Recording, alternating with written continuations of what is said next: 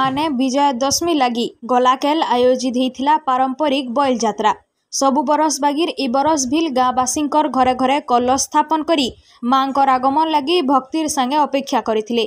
थाना परिसर ने थिबार मां समलेई मंदिर नु यात्रा आरंभ करी पहला दुर्गा मंडप के अना जाइथिला। मां को सेठानु गाँ परिक्रमा करी घर के घर बुलीथिले।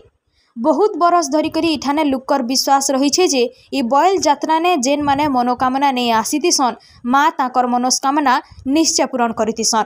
सेथिर लगी सबु वर्ष विजया दशमी दिन बहुत दूर भक्त माने आसीथिसन इ पारंपरिक बैल यात्रा देखबार संगे मांकर आशीर्वाद नेबार के।